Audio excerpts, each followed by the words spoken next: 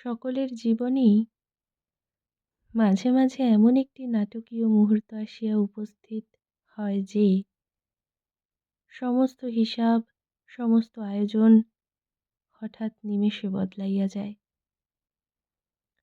উত্তর বাহিনী নদীস্রোত সহসা দক্ষিণ বাহিনী হইয়া পড়ে। তুঙ্গ পর্বত অকস্মাৎ গভীর গহরে পরিণত হয়। সাধারণ মানুষের জীবনেই এসব হয়। ইহার জন্য রাম বা রাবণ হওয়ার প্রয়োজন নাই। নকুলনন্দী সাধারণ লোক, তার পুত্র গোকুলও অসাধারণ কিছু নহে। আর ৫ জনের মতো সেও বিএ পাশ করিয়া ওখানে আড্ডা দিয়া, তাস খেলিয়া, শখের থিয়েটারে অভিনয় করিয়া, রাজনীতি অথবা সাহিত্য সম্পর্কে মাথা ঘামায়, অর্থাৎ এক কথায় ভ্যারেন্ডা বাজাইয়া দিন যাপন করিতেছিল। আর ৫ জনের যেমন বিবাহের সম্বন্ধ আসে, গোকুলেরও তেমনই আসিতে লাগিল। বিবাহের বাজারে গোকুল সুপাত্র। শহরের ওপর একখানি ত্রিতল বাড়ি, পিতার তেজারতির ব্যবসা, মাতুলের বিষয় সম্পত্তি যাহা আছে, তাহাতে কোনো কালে গোকুলকে উদরান্নের জন্য চাকরির ওপর নির্ভর করিতে হইবে না। ভগবান তাহাকে যাহা দিয়াছেন, তাহাতেই স্বাচ্ছন্দ্যে সে সারা জীবন শখের থিয়েটার, রিজিয়ার ভূমিকায় অবতীর্ণ হওয়ার নাট্যশিল্পের উৎকর্ষ বিধান করিতে পারে।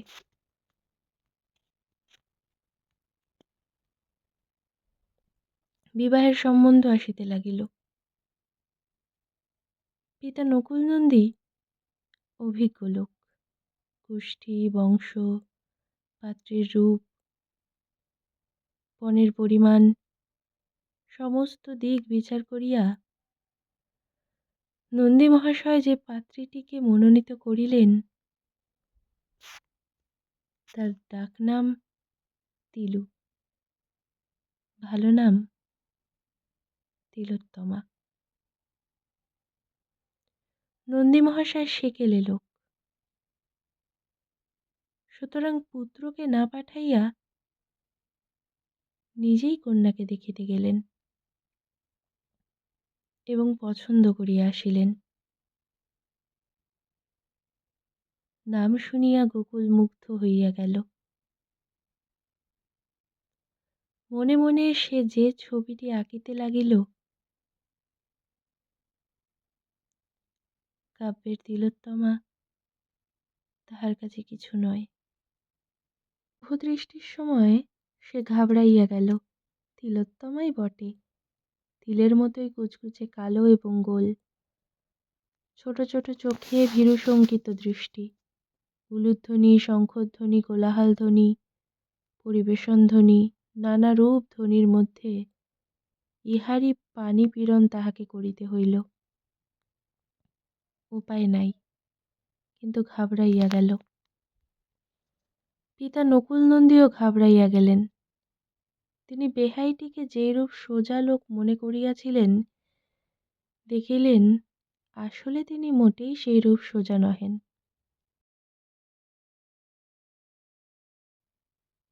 লোকটা হাত কচলাইয়া ক্রমাগত হেহে হেহে করিয়া চলিয়াছে,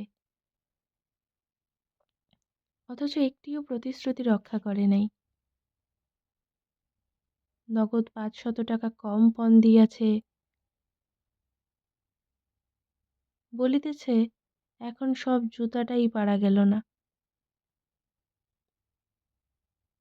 বাকি টাকা পরে পরিশোধ করিয়া দিব। দানপত্র দিয়াছে অত্যন্ত খেলো। চেলির রং উঠিয়া যাইতেছে, রিস্ট ওয়াচ নাই।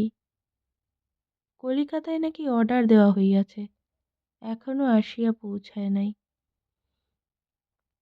আংটিটা সোনার কিনা কে জানে, দেখিতে তো পিতলের মতো। তিনি শেষে একটি ধড়িবাজের সহিত কুটুম্বিতা করিয়া বসিলেন নাকি?